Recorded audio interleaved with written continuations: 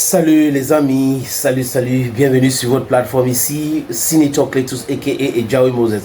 Ça c'est le nom de notre plateforme. Abonnez-vous les amis et cliquez sur la cloche de notification pour ne pas rater un seul podcast sur cette plateforme Signature Cletus aka Ejawi Moses. Oui, il crache le feu tout à l'heure. Yo Bamendaman, yo Ekonaman, yo Giman, yo Bakureman, I'm proudly so, yo anglophone brother. Je suis l'homme le plus noir de la terre. Et l'homme qui aime la justice et qui aime la vérité. Parce que ici, c'est la justice et la vérité qui priment. Je peux me tromper. Mais les amis, comprenez-moi, c'est de bonne foi. Je répète, quand je me trompe ici, c'est de bonne foi. Les amis, on dit généralement en langue française, parce que moi je suis un Bamenda, je suis un Guiman, comme je vous ai dit tout à l'heure, je suis un Bamendaman, je suis un Bakoreman, je suis un Ekonaman. Donc, c'est clair, que ce soit clair. On dit généralement en français que tu chasses le naturel, il revient au galop. Je répète, tu chasses le naturel, il revient au galop. En conférence de presse d'avant-match contre la Libye hier, au siège de la Fédération camerounaise de football, Marc Insolence, incompétent Brice, était là avec le politicien André Onana. Et lors de cette conférence de presse, il y avait c'est-à-dire que c'était le chaos, c'est-à-dire que c'était une cacophonie totale, des bruits pas possibles. On dirait que la cour des élèves de 6e, non pas de 6e même, de la CIL, je vous l'ai dit. On n'entendait rien, donc chacun disait sa part. Ça partait dans tous les sens. Un peu comme ça. On a appris donc que certains politiciens, suivez bien mon regard, auraient envoyé des journalistes pour faire du backup André Onana, parce que, en sachant que, en étant devant la presse, les gars devaient poser des questions très difficiles. Donc du coup, il fallait donc envoyer des gens pour perturber. Quand on pose une question, les gars vont commencer à crier waouh. C'était pas possible. Mais c'est pas ça le plus important. Le plus important dans cette podcast, c'est quoi les amis?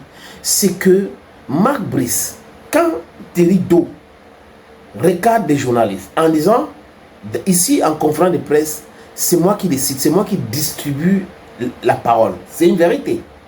Et je donne à qui je veux, vous ne m'imposez pas quelque chose. Il a recadré des journalistes présents, il disait, c'est désordre, ce n'est pas bien. Le coach peut décider de répondre, le joueur peut décider de répondre ou pas. Vous ne pouvez pas les obliger de répondre aux questions. Et quand il finit, il donne la parole à un journaliste. Marc Brice dit, excusez-moi, juste une minute. Et dit, parce que Thierry a dit, c'est moi le patron ici. Marc Brice dit, c'est moi le patron sur le banc des touches. Mais il y a toujours le désordre là-bas. Donc on lui impose les gens qui ne veulent pas sur le banc des touches. Voilà Marc Brice qui a essayé de faire la paix avec Tongo Pile Matin. Voilà Marc Brice qui a essayé de faire la paix avec David Pagou. Vous voyez que Marc Brice est un hypocrite notoire. Il essayait de montrer notre image pour qu'on oublie l'image de la casquette, on oublie l'image des injures, on oublie tout ce truc-là pour frapper. Donc au fond de Marc Brice, il ne veut pas la paix. Je répète, Marc Brice ne souhaite pas la paix. Marc Brice est dans la guerre parce que c'est ce qu'on lui a dit en le recrutant à l'équipe nationale du Cameroun. Il faut faire tomber Samuel Eto'o-Fils. Malheureusement pour Marc Brice, malheureusement aussi pour ceux qui l'ont recruté, le deal ne marche pas parce que Eto'o les a, c'est-à-dire qu'il les a dribblés avec les yeux, avec le regard. Il les a dit qu'il n'est pas à gauche. Les gars sont allés tous à gauche, il est allé à droite. Voilà ce qui s'est passé. Donc les amis, je vous montre les images, je répète encore, de ce qui s'est passé lors de ce conférence de presse, parce qu'ici, on substantie ce que nous disons. Regardons. Attendez.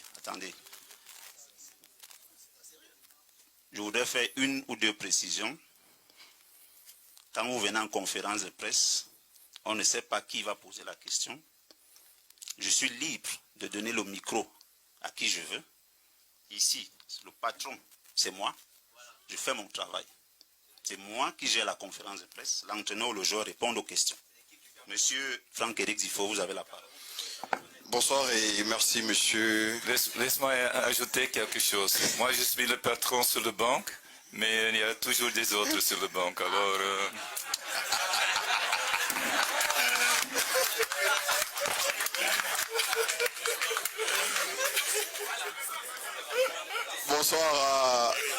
Bonsoir monsieur.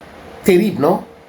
Les mots ont un sens. C'est-à-dire que les pics qu'on lance, c'est au fond de lui, profondément. Il est profondément cynique. Et André Onana est profondément cynique. Donc c'est le pape de l'ingratitude. André Onana, il va regretter demain, les amis. Il gagne l'argent et tout ça là. Il est à Manchester United qui est 13e dans le classement. Il est en train de... Ils vont jouer les quarts de finale de l'Europa League avec l'OL. Et aujourd'hui, il y a des informations que l'Arabie Saoudite s'intéresse, le club Al-Nassr qui joue Cristiano Ronaldo s'intéresse à lui. L'Arabie Saoudite, généralement, c'est des retraités ou des gens qui n'ont pas la cote encore dans les championnats des premières zones. Bref, André Onana était là, il a assisté à ça. Et quand Marc Brice lance cette pique-là, si vous êtes observant dans la vidéo, allez encore regarder. Vous allez voir que André Onana, il a ri, dans un riz moqueur. Genre, oui, c'est même vrai, non, coach. Voilà, les Togopis, ils font quoi là-bas? Donc, André Onana n'a jamais défendu Tongopile ni Pago. André Onana est resté, non, je suis là pour le football. Mais quand on parle de Mounouga, André Onana n'est pas à l'équipe nationale pour le football. Vous avez vu la conférence de presse qui montre encore qu'André Onana essaye de tout faire pour que Samuel Eto'o chute. Mais que non, André, c'est toi-même qui vas chuter. Tu es en train de creuser ta propre tombe, André Onana. Donc, Marc Brice, les amis, c'est quelqu'un qui doit partir du Cameroun. Aucun Camerounais digne de ce nom ne doit cautionner les bêtises de Marc Brice. Aucun Camerounais digne de ce nom ne peut soutenir un ministre qui est là pour l'argent des contribuables et qui se comporte comme si, désolé, qui se comporte comme si cet argent lui appartient personnellement, lui appartient. Ce n'est pas ça, monsieur Narcisse Molekombi. L'argent des Lions Indomptables, c'est l'argent des contribuables camerounais. Ce n'est jamais l'argent de Paul Biya. Ce n'est jamais l'argent de Ngongo. Ce n'est jamais l'argent du Midseb. Jamais. C'est l'argent de contribuables camerounais que vous endettez de façon stupide, que vous spoliez tous les jours et vous continuez à penser qu'on va continuer avec les manipulations et que tout le monde ne peut pas se laisser manipuler. Marc Brice est au Cameroun pour autre chose. Sa mission, c'est de faire tomber Eto'o. Il a échoué. Et ça s'est retourné contre lui. Il pensait qu'il contrôlait la situation. J'entre à la présidence, je vois le Ngongo comme je veux, je vois Narcisse Molekombi comme je veux. C'est moi qui est le patron, c'est moi qui décide. Et il répète ça comme un perroquet.